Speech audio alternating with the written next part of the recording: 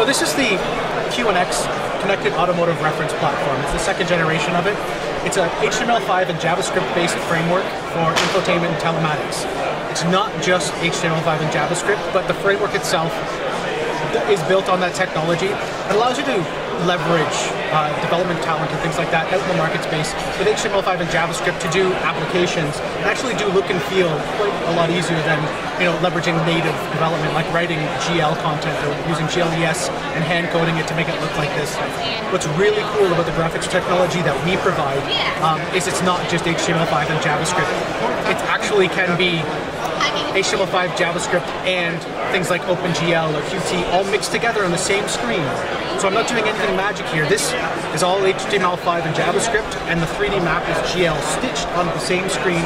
So you actually can do look and feel and UI content, user interface content, in HTML5 and JavaScript, and have the things that need real-time response, like the hard 3D graphics, in native, and still get that response that you require out of the system. So this is a 3D map rendering and nav system from Electrical Street Director, integrated into the CAR framework.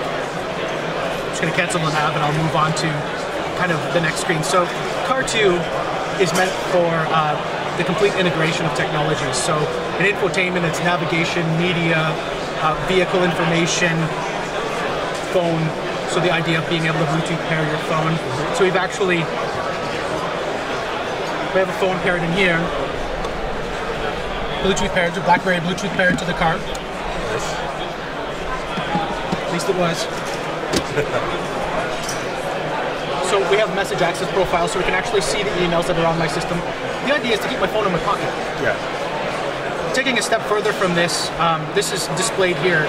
As the product rolls out, it'll be able to do things like read your email to you, or at least give you a notification that you have a new email. Don't drive a distraction. You don't want to be reading emails and things like that. You want to be notified if you have a new email. You want to be notified of things happening, notified of a text, notified of a Facebook or a Twitter update or anything like that.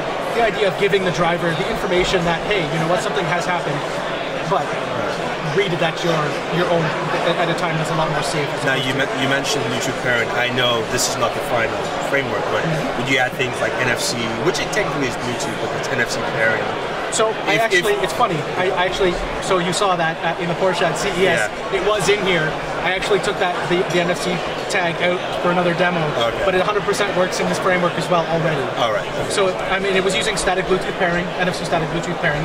So the idea is having an NFC tag pre-programmed with the data for the head unit, and I just tap it with my phone and done. Okay. But that definitely works, and that's again, some of the stuff that we saw in the Porsche last year coming into more of the product scope. Media integration is also part of the platform as well. The idea of being able to scroll through my album art and things like that. People are used to that in their mobile devices, into their personal entertainment devices.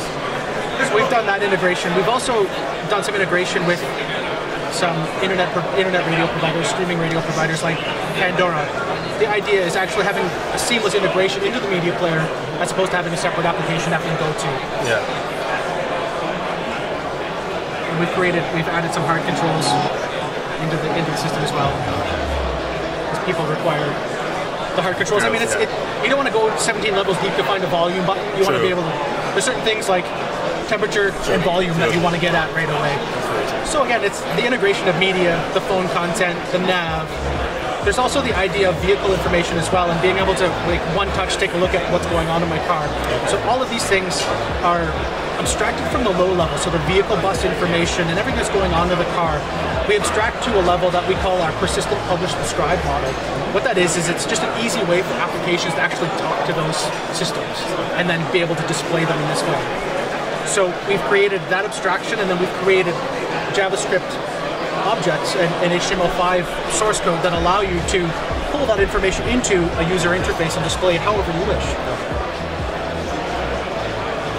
We've also, the platform itself is completely open to applications. Being able to bring applications from the wild into the car. Now with applications, is there an app store? How does this work? In terms of different devices? So it depends on really what the car manufacturer is looking to do, right? I mean, an app store is obviously one way to do it. Doing over-the-air firmware updates and things like that, and being able to push applications down that way is another way to actually push that content out. this respect, these are applications that are preloaded on the platform just for ease. We do actually have our own concept application store that we can load on here and download applications, things on it too. More concept world as opposed to. But it will be just dependent on whatever the vehicle manufacturer wants to do with sure. Yeah, I mean it's whatever they're looking to do with respect to what their plans are moving forward with updating software content or adding applications, or even if they want to have a developer ecosystem, if they want to control all of that. Okay. It just depends on how they want to actually disseminate that information. So it's that flexible for whatever you want to do. It is, and what's really cool about what we do is we don't limit you to Qt or OpenGL or HTML5. You can use whatever you want. I mean, we support the OpenGLAS 2.0 standard. We support Qt5, HTML5, JavaScript. Basically anything that you want to write an application or do any type of UI or user experience content, we support as part of that UI core framework. Networking as well, so inside the Jeep as well, we have there's a router in the car, so it's fully wireless capable, so it's a hotspot. My phone's connected to it right now, my laptop in the back is connected to it, so I can get my email, so we provided that connectivity as well as the full wireless hotspot connectivity as well. Nice. Thank you very much. No problem.